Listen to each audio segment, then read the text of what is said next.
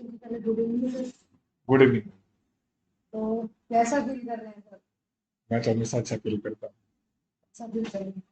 तो आज हम आपसे कुछ जनरल क्वेश्चन पूछना चाहते हैं। अच्छा। जैसे कि अभी आपने रिसेंट में एक स्कूल खोला है, एसडीएम स्कूल, बादलगढ़ के अंदर। जी। तो उससे रिलेटेड हम कुछ क्वेश्चन पूछना चाहते हैं कि भाई मतलब कुछ पेरेंट्स की इंक्वायरी रहती है कि मतलब आपके स्कूल है उसमें क्या अलग है। तो सबसे पहले पूछना चाहता हूँ कि आपने ये स्कूल है जो एसडीएम, ये कब खोला था? और इसको खोलने के पीछे आपकी क्या प्रेरणा रही थी कि भाई हाँ मुझे, जैसे आप गुरुकुल चला रहे हो तो गुरुकुल से कुछ अलग हटके मुझे स्कूल खोलना है, तो उसकी क्या प्रेरणा रही थी आपकी? ठीक। तो सबसे पहले तो आपका स्वागत है कि आप आज इंटरव्यूअर बन के आए हैं। और दोस्तों, जिनको नहीं पता हो, ये हमारा एक स्टूडेंट है और हमारे बहुत करीबी, दिल के करीब कह लें, ऐसा बालक।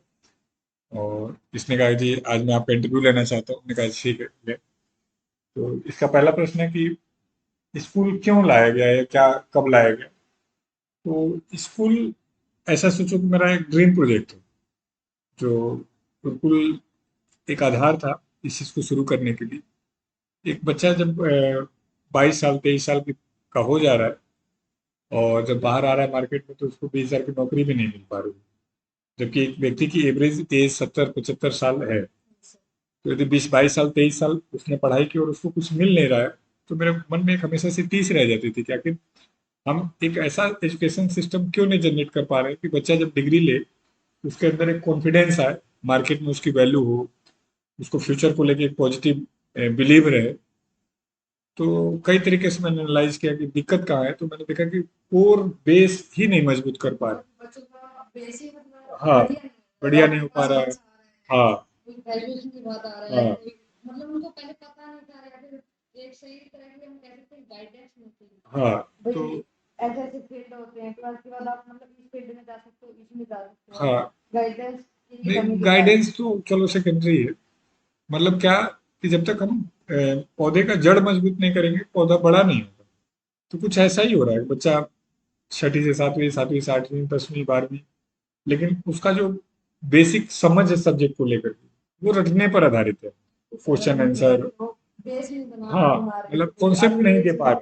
कंसेप्ट आगे भी काम आएगा हाँ, ये। मतलब मान लो हम हमें पटना जाना हो, तो तरीका ये है कि हमें गाड़ी लेनी होगी, गाड़ी में पेट्रोल डालना होगा, बस बुक करना होगा, ट्रेन बुक करना होगा, फ्लाइट बुक करनी होगी। तो ऐसा नहीं होगा कि जब हम पहुंचने वाले होंगे या चलने वाले होंगे तब हम सोचेंगे अरे आज तो टिकट बुक करना है, टिकट बुक आज करना है, फ्यूल पहले से लेना पूरा है। एक प्लान बना के तो वो जो चलना प्लानिंग पड़ता का है। अब्सेंस था, उस प्लानिंग के गैप को खत्म करने के लिए हमने ये एसडीएम पब्लिक स्कूल स्टार्ट किया है। ये बेसिकली किसी और के पास था, तो अभी हमने इसको टेक ओवर किया है। और जहाँ जहाँ हमें इसमें, या जो हमारे एजुकेशन में जो हमें कमी लग रही थी, वो हमने रिफॉर्म किया। पहले हमने इसको इंफ्रास्ट्रक्चर में कंप्लीट कर दिया है। एक एक जो भी एक इंफ्रास्ट्रक्चर चाहिए, डिजिटल क्लासरूम से डिजिटल एसी क्लासरूम कह लीजिए, एक अच्छा स्पोर्ट्स ग्राउंड कह लीजिए, एक अच्छे कोच कह लीजिए, एक अच्छे टीचर्स की टीम कह टीचर्स लीजिए, की एक करिकुलम कह लीजिए। तो हर वो चीज़ जो चाहिए था वो हमने शुरू किया है। और इसमें हमारा पूरा फोकस मैथ, इंग्लिश और साइंस की क्लासेस पर चल रहा है, खासकर 10th तक। 10th के बाद जब बच्चा 11th में जा रहा है, तो उसके स्ट्रीम के अकॉर्डिंग हमने वे टीचर्स जो हमारे समय के कॉम्पिटिटिव टीचर्स हैं, या जो समझ रहे हैं कंपटीशन को, उस चीज़ को हमने ऐड किया है।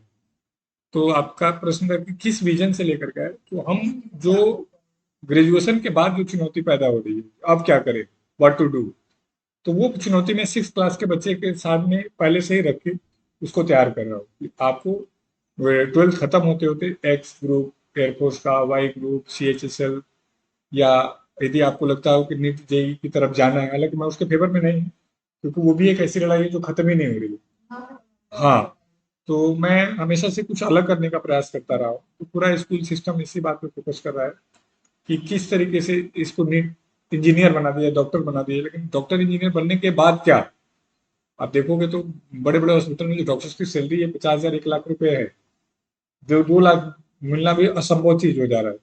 इंजीनियर की स्थिति तो बहुत ऑलरेडी खराब हो चुकी है, लेकिन ये बात कोई ओपनली एक्सेप्ट नहीं कर पा रहा, कोई बता नहीं रहा है। बच्चा खुद डिसाइड कर रहा है कि मुझे डॉक्टर बनना है, इंजीनियर बनना है, और माँ बाप इमोशन में आके हाँ मैं अपने बच्चे को डॉक्टर बनाऊंगा, ये इंजीनियर बनाऊंगा, और एक मोटा फीस खर्च कर रहे हैं। लेकिन प्रश्न है कि उसका अंत कहाँ है? तो वो जो गैप था कि 22-23 साल के बाद बच्चे जीरो महसूस कर अपने आप को चीटेड, मतलब यदि किसी व्यक्ति ने, किसी बच्चे ने अपने जीवन का 1/3 हिस्सा एक अनप्रोडक्टिव चीज पे लगा दिया, तो वो क्यों लगा दिया गया? तो इन सारी चीजों की मतलब दूर करने के लिए ये शुरू किया है। और मैं आपको यकीन दिलाता हूँ कि अगले 2 साल में जिस तरह गुरुकुल को हमने एक ब्रांड बनाया, इस स्कूल के कॉन्सेप्ट को भी हम बदल देंगे, और लगभग धीरे धीरे सभी को एक्सेप्ट करना पड़ेगा कि हाँ ऐसे ही पढ़ाई होगी। तो ये तो आपके पहले प्रश्न का जवाब है तो आपका। सर जैसे आप बता रहे हैं कि ये करने वाले हैं, ये लगभग गुरुकुल में जैसे गुरुकुल टाइप में बना रखा आपने स्कूल जो 6 से 12 24 टू 7 में आपकी सुविधा है। हम्म, लेकिन ये देखा जाए अलग अलग जगह पे है ऐसा कॉन्सेप्ट है। बिल्कुल है। आप ये बताइए कि आपका जो एसडीएम स्कूल है उसमें आप क्या अलग और जो स्कूल्स हैं उनसे आप क्या अलग करना है? यस। अब जैसे बाकी स्कूलों में क्या है, हॉस्टल है। Yes sir. हॉस्टल का मतलब कि स्कूल के बाद बच्चा आ गया, लाइब्रेरी जाएगा या नहीं जाएगा, रूम पे रहेगा नहीं रहेगा, इसका एक टाइम टेबल बना दिया गया, उसी के अकॉर्डिंग। वहाँ रेमेडियल का सुविधा नहीं है, वन टू वन टीचिंग का सुविधा नहीं है, डायरी रिपोर्ट का, प्रोग्रेस रिपोर्ट का नहीं है। बच्चे के अंदर सिर्फ ए, किताबी ज्ञान देना जरूरी नहीं है, लीडरशिप देना जरूरी है। क्योंकि जब बच्चा डिग्री लेके निकले तो कोई जरूरी नहीं जॉब करे। मेरा मानना है कि वो इस लायक हो कि ये अपना पेन यदि बेचना हो तो 100 लोगों से मिल करके अपने विचारों को व्यक्त कर पाए। अभी बच्चे ऐसे हो गए हैं कि अब इंट्रोवर्ट, भीड़ को फेस नहीं कर पा रहे, अपनी चीजों के बारे में बता नहीं पा रहे। सिर्फ एक ही ऑप्शन है कि पढ़ो और नौकरी लगो, पढ़ो और नौकरी लगो। इंटरप्रेन्योरशिप क्यों नहीं करना है? या चलो मान लेते इंटरप्रेन्योरशिप नहीं करना है, लीडरशिप क्यों नहीं करना है? सभी लोग नौकर ही बन जाएंगे तो मालिक बनने की क्षमता नहीं बना पाएंगे, हम लीडरशिप नहीं बना पाएंगे, दूसरे के प्रॉब्लम का इमोशन नहीं डेवलप कर पा रहे, अपनी बातों को ही नहीं रख पा रहे बच्चे, थोड़े से बात में बिफर जा रहे हैं, थोड़े से बात में घबराने लग रहे हैं। तो हम इन सभी चीजों पर करिकुलम को हमने ऐसे डिजाइन किया कि लीडरशिप आए, डिसीजन मेकिंग एबिलिटी आए, और सिर्फ किताबी ज्ञान ना हो। हमने 3-3 कोच हायर कर दिए, आर्चरी का अलग हमने कर दिया, स्पोर्ट क्रिकेट फुटबॉल के लिए अलग हम ट्राई कर रहे हैं, और भी धीरे धीरे बच्चा जिसमें इन्वॉल्व होगा। लेकिन हाँ, हमारा मेन फोकस है कंप्लीट बालक, कंप्लीट मानव तैयार करना, जो डरता भी नहीं होगा, जो घबराता नहीं होगा, जो जिसमें सब तरह सभी की तरीके की चीजों में एबल होगा, अपने विचारों को माँ बाप के सामने व्यक्त कर पाएगा, गैप जनरेट नहीं कर पाएगा। जनरेशन गैप है हाँ, आज के समय में सबसे हाँ, बड़ी मतलब समस्या है। भीड़ में, समूह में अपने आप को अकेला महसूस नहीं करे, एक्सट्रोवर्ट जिसे कहते हैं। तो इसके लिए बहुत ही बेहतर प्रयास कर रहे हैं। और जो स्कूल है वो एसबीएसई है या फिर सीबीएसई नहीं, मतलब कौन हमारा सा ये बोर्ड से? पूरा स्कूल सीबीएसई बोर्ड है, और हम सिर्फ और सिर्फ एनसीईआरटी को ही फॉलो करा रहे हैं। हम कोई भी एक्स्ट्रा बर्डन गार्जियन पे नहीं देते हैं।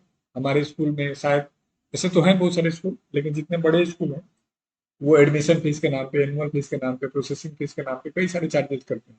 हमने ऐसा कुछ भी नहीं रखा है, हम नॉर्मल चार्जेस पर ही काम कर रहे हैं। आपका फीस स्ट्रक्चर कितना है? बहुत ही नॉमिनल है, एवरेज 2,000 से लेकर के 4,000 रुपये मंथ लेकर है। मंथली का है? हाँ, और जो बच्चे हॉस्टल में आ रहे हैं उनके लिए तो कुछ भी नहीं, पूरे साल का 1 लाख का फीस है, जिसमें रहना, खाना, पीना, मतलब ड्रेस, सब कुछ बुक्स, उसका होगा सारा कुछ ए टू सिक्योरिटी जेड। से लेके खाना ए पीना टू सब जेड। कुछ 1 लाख में होगा हाँ, बच्चे तो 8th क्लास तक है, 10th क्लास तक 1,10,000 है, 12th क्लास तक 1,20,000 है। मतलब महीने का 10,000 रुपया, जिसमें हम एकेडमिक से लेकर के ये जो ड्रामे चल रहे हैं कि ट्यूशन अलग से खर्चा, बुक्स का अलग से, तो ये सारा कुछ हमने अपने ऊपर भी ले लिया। मतलब हमारा हमेशा से प्रयास रहा है कि नॉमिनल पैसे में बेस्ट क्वालिटी दी जाए, तो उसी कॉन्सेप्ट को बिल्कुल यहाँ पर भी कंटिन्यू करें। तो सर आप स्कूल के इंफ्रास्ट्रक्चर के बारे में कुछ बताइए कैसे इंफ्रास्ट्रक्चर है तो उसका जो हमारा, और फैसिलिटीज वगैरह के हाँ, जो बारे में भी बताइए। एक स्कूल में लैब चाहिए वो हमने बना दिया। रोबोटिक्स कर लीजिए, कंप्यूटर रोबोटिक्स लैब कर लीजिए, science lab, physics lab, chemistry lab, math lab, language lab, यानी जो सीबीएसई के गाइडलाइन है वो तो हमारे पास है ही है। दूसरा, अभी मैक्सिमम जितने टॉप क्लास के स्कूल हैं शहरों में, उनमें कुछ लिमिटेड स्कूलों में ही एसी जैसी सुविधाएं दी हुई हैं, उसमें हमने कर दिया। तीसरा, हॉस्टल भी हमारा पूरा का पूरा हमने बताया आपको एसी सुविधाओं ये में भी कर फुल दिया। एसी फुल बड़ा स्पोर्ट्स ग्राउंड बना दिया, सभी तरीके के जो वॉलीबॉल से लेकर बास्केटबॉल तक का, बैडमिंटन से लेकर के क्रिकेट तक का सारा ग्राउंड हमने रेडी किया हुआ है। अभी हमारे पास स्विमिंग पूल नहीं है, अभी हमारे पास कहने के लिए 2 घोड़े नहीं है। बड़े बड़े स्कूलों में 2 घोड़े दे करके बच्चे को एक आध बार घुमा देते हैं, तो वो सब ड्रामे हमने नहीं किए। और बाकी हाँ, हम जो बेसिक चीज़ें चाहिए वो सारी चीज़ें हमारे बच्चों के पास है। Okay sir.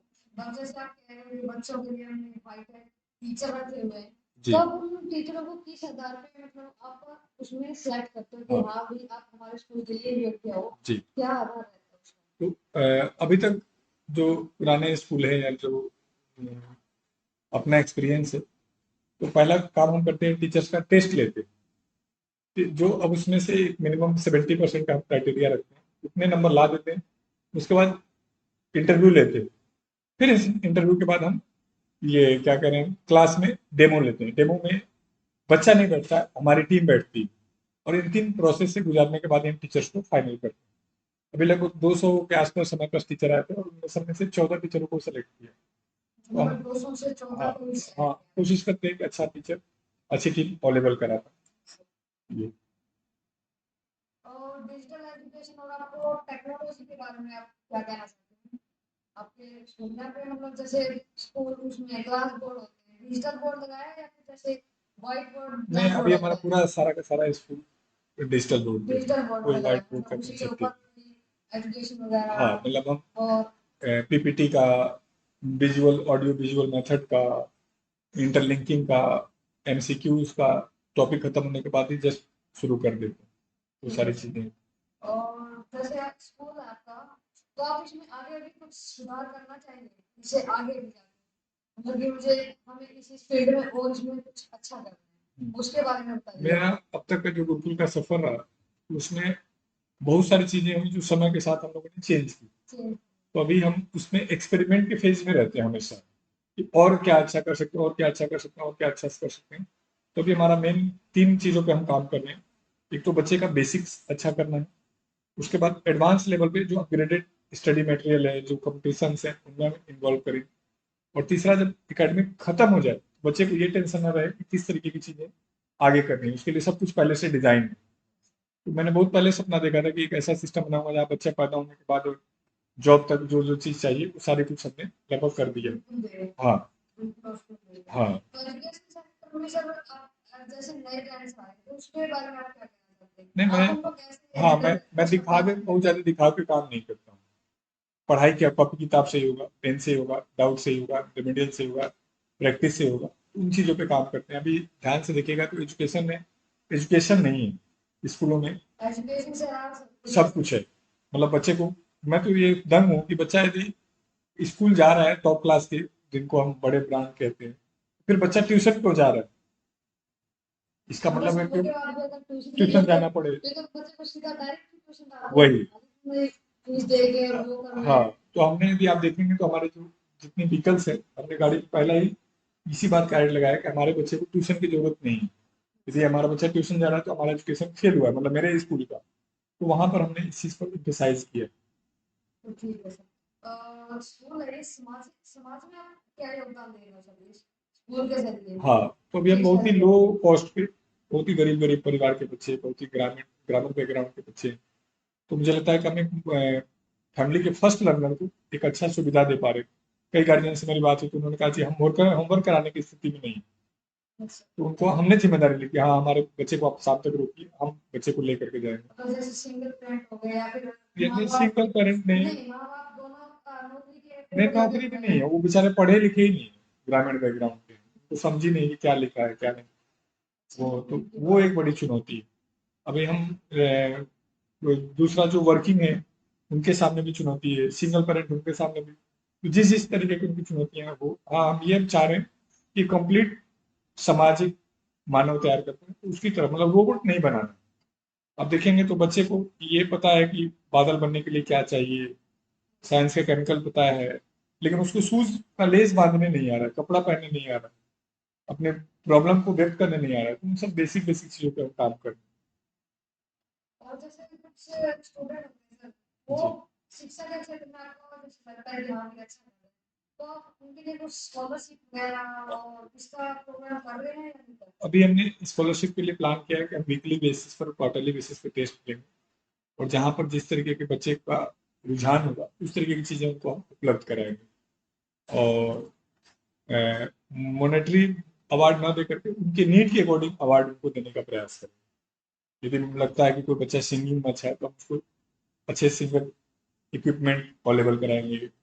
कोई पढ़ने में अच्छा है तो लगता है कि इसको कुछ एक्स्ट्रा टैब दिया जा सकता है, लैपटॉप दिया जा सकता है, तो उस तरीके की चीज़ें हम उनको उपलब्ध कराने का प्रयास करें। जी। और पेरेंट्स को स्कूल से कैसे कनेक्ट कर रहे हैं? हाँ, तो अभी तक जैसे मान लीजिए कोई बच्चा होमवर्क करके नहीं आया, तो हम गार्जियन को बुला रहे हैं कि बैठ के इसका होमवर्क करवाओ। यदि होमवर्क नहीं करेगा तो जाने नहीं दूंगा। तो हालांकि ये विरोध हुआ, लेकिन मुझे लग रहा है धीरे धीरे गार्जियन को ये समझ में आ रहा है कि ये थोड़े से सिंसियरली है, और बच्चे को भी डर लगने लगा होमवर्क नहीं करेंगे तो क्या इश्यूज आएंगे। दूसरा, हमने अपना सॉफ्टवेयर डेवलप कर दिया है।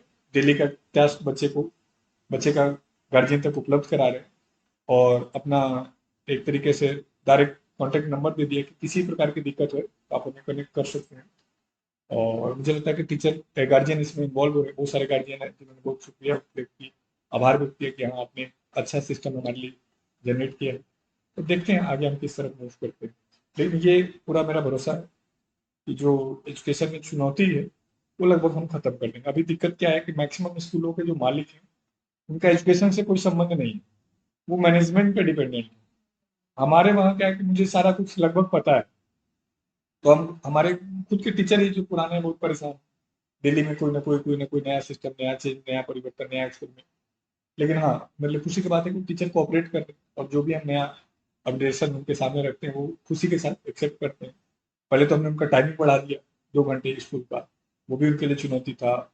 रेमेडियल हर बच्चे के लिए कंपलसरी कर दिया, जो वीक बच्चा है उसको 1.5 घंटे एक्स्ट्रा बैठना ही बैठना है। हिंदी से लेकर के इंग्लिश, इंग्लिश से लेकर मैं रेमेडियल कंपलसरी कर दिया हर टीचर का, अलग अलग दिन अलग अलग क्लासेस में।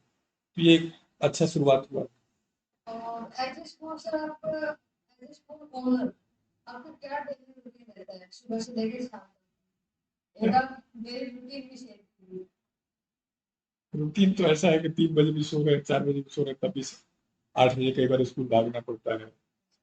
और मतलब लिमिट से बाहर जाके पे एफर्ट कर रहे हैं पूरे दिन। कभी कोचिंग क्लास में, कभी आपके जैसे बच्चों का मेंटरशिप में, कभी डाउट में, कभी मेंट सेशन में, गार्जियन से, टीचर से। मैंने बहुत तरीके का एक बिजी शेड्यूल है, लेकिन जो भी हो, मैं आप बच्चों का, गार्जियंस का, ईश्वर का शुक्रगुजार हूँ कि मुझे मौका मिल रहा है बहुत बच्चों के करियर को दे- दिशा निर्देशित करने का, उनको उनके मंजिल तक पहुंचाने का। और मैं लगभग 1 लाख बच्चों को और उनके मंजिल तक पहुंचाना चाहता हूँ। देखते हैं ईश्वर हमें कहाँ पे। अभी 10,000 बच्चे ऑन एवरेज ग्रुप में पढ़ चुके हैं, तो 1 लाख का सफर बहुत मुश्किल नहीं है। मुझे लगता है कि मैं इसको जल्दी पूरा कर लूँगा। जी। तो स्कूल चलाने के बाद है ना सर, जब आपने स्कूल खोला है तो कुछ संतोष सर पहले बताइए आप कि मुझे भाई हाँ मैंने स्कूल खोला है, एक ये मेरा एक बढ़िया डिसीजन है, ठीक डिसीजन है, तो उसको लेके कुछ पहले बताइए कि हाँ भाई मैंने इस फील्ड में अब तक कुछ ग्रोथ कर ली है। अभी तक जो बच्चे मेरे पास आते थे वो थोड़े से मेच्योरिटी लेवल से ऊपर के आते थे, मतलब 25 साल के, 24 साल के, 23 साल। उनको मॉडिफाई करना एक बहुत टफ टास्क था। उनका एक कैरेक्टर बना हुआ था, रिजिडिटी थी, या वो चाह के बेचारे नहीं उतना कर पाते। लेकिन अभी जो छोटे बच्चे मिल रहे हैं वो बहुत ज्यादा एक्साइटेड हैं कुछ अच्छा करने के लिए, उनको कुछ मोटिवेट कर रहे हैं। जैसे मैं किसी बच्चे से पूछ रहा था कि बेटा आप क्या बनना चाहते हैं, कहा जब से आप लोग यहाँ पे आए हैं, गुरुकुल आए हैं, तब से मुझे समझ में आने लगा कि एसएससी क्या है, यूपीएससी क्या है। तो सर मुझे यूपीएससी करना है। दूसरा, बच्चों को ये समझ में आने लगा कि कंपटीशन क्या होता है।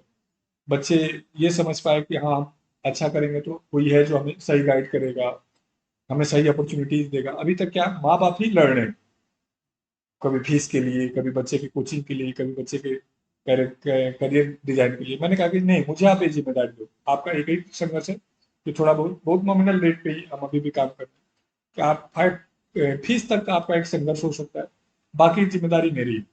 आपको इसके करियर को लेकर के चिंता नहीं करना। तो मुझे लगता है एक सुखद अनुभव मेरे लिए चल रहा है। और बहुत सारे कम पढ़े लिखे लोग, बहुत सारे अच्छे एजुकेटेड, अच्छे पोस्ट के लोग आ रहे हैं, हमें अप्रिशिएट कर रहे हैं। एक अच्छा एक्सपीरियंस तो चल रहा है, मजा आ रहा है मुझे। और एट द एंड आप एक बार इनका डेली रूटीन बताइए जो बच्चों को खाने के लिए दिया जाता है, जैसे ब्रेकफास्ट हो गया, लंच हो गया, डिनर हो गया, तो इसका शेड्यूल के बारे में आप कुछ बताइए। अब जैसे गुरुकुल में हम 3 टाइम देते हैं, ब्रेकफास्ट देते हैं, लंच देते हैं, डिनर देते हैं। यस और तो सुबह वहाँ पे बच्चों को अलग अलग अलग अलग टाइप का ब्रेकफास्ट है, जिसमें फ्रूट्स भी हैं, ब्रेड जैम भी है, और पराठे हैं, पोहा है, दलिया है, मतलब न्यूट्रिशन का भी प्रयास है। और हल्का शुगर हाँ, सुबह का बिल्कुल लाइट है, लेकिन मिल्क हमने कंपलसरी कर रखा है सुबह, और अपने मिल्क में कोई बाउंडेशन नहीं रखा। जैसे गुरुकुल में हमारा बाउंडेशन है कि 1 गिलास देंगे, वहाँ 2-3 का लिमिट भी नहीं है, मतलब छोटे बच्चे को तो खैर कितना है कि लिमिटलेस दे दिया। फिर लंच के लिए जाएंगे, तो लंच में हमने, और ये सबसे मजे वाली बात है, दूध दही जो भी हम दे रहे हैं शुद्ध गांव से भैंस का लेकर के आ रहे हैं, कोई पैकेट वाला और इस तरीके से नहीं लेकर आ रहे हैं। दोपहर को लंच में हमने अलग अलग दाल सब्जी चावल रोटी सलाद दही छाछ अलग अलग चीज़ों का, हाँ हाँ। फिर स्कूल से आने के बाद थोड़ा बहुत न्यूट्रिशन वाला, कभी जूस दे दे रहे हैं, कभी फ्रूट्स दे दे रहे हैं, कभी कुछ और एक्स्ट्रा बना के दे दे रहे हैं। फिर शाम को जब स्पोर्ट्स के बाद आ रहे हैं तो बनाना शेक कंपलसरी कर दिया है। फिर रात को डिनर का भी इसी तरीके से, और वहाँ पर भी सलाद और इस सब चीज़ों को इंक्लूड किया है। रात को सोने के टाइम दूध का भी व्यवस्था कर दिया है, कंपलसरी कर दिया बल्कि। तो ये बेसिक बेसिक चीज़ें, मतलब एक अच्छा न्यूट्रिशन होना चाहिए। और सबसे मजे वाली बात है, ये सारा कुछ सिर्फ 1 लाख रुपए साल पर अवेलेबल करवा रहे हैं, जिसमें मतलब मुझे लगता है कि गार्जियन तो ट्यूशन और बुक और बैग और इन्हीं सब चीज़ों में 20-25 हज़ार तक एवरेज खर्च कर देते हैं साल में। जी और जैसे है आप नया कंसेप्ट लेके आए हो रिमेडियल का, जी। जो कि बहुत सारे लोगों को नहीं पता कि भाई क्या चीज़ है। तो एक बार आप रिमेडियल के बारे में डिटेल में बताइए। रेमेडियल ऐसे क्या चीज़ समझिए, है? इंडिविजुअल ट्यूशन, कि एक बच्चे को जो उसने स्कूल में पढ़ा है उसको टारगेट करना है। अब वो टारगेट कर रहा है तो उसको समझ नहीं आ रहा, उसको दिक्कत आ रही है, तो हम वहाँ इंडिविजुअल ट्यूशन कवर करने का प्रयास कर रहे हैं। दूसरा क्या है कि जब बच्चे को टारगेट दिया जाएगा, डाउट कवर अप करेगा, तो हमें लगता है कि वहाँ पर वो अपने वीक पॉइंट पे काम कर सकता है। जब वीक पॉइंट पे काम करेगा तो हम उसकी ग्रोथ के लिए प्रयास कर पाएंगे। तीसरा क्या है कि जो बच्चे हैं उनको कई तरीके की एकेडमिक दिक्कतों का सामना करना पड़ता है।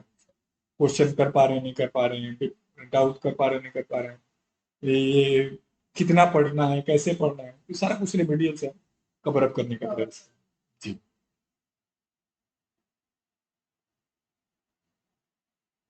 तो मुझे लगता है आपके क्वेश्चन खत्म हो गए हैं। Yes. तो दोस्तों, ये अमित के थ्रू हमने आपको कुछ स्कूल के बारे में स्कूल के जानकारी, बारे में डिटेल्स दी हुई, कैसे कुछ संस्था को चला रहे हैं। फिर भी आपके कोई डाउट कोई क्वारीज रह जाते हैं और तो कमेंट कर सकते हैं गुरुकुल के नंबर पे, या स्कूल के नंबर पे कॉल कर सकते हैं। तो वे बच्चे जो अभी 10th दे करके 11th 12th की तरफ 11th में जाएंगे, तो वो उनके लिए भी एक अच्छा मौका है गुरुकुल, और हम बहुत अच्छा वहाँ पर एफर्ट कर रहे हैं। तो अभी के लिए यहीं कवर अप करते हैं। आप सभी को शुक्रिया हमसे जुड़ने के लिए। धन्यवाद। जय हिंद।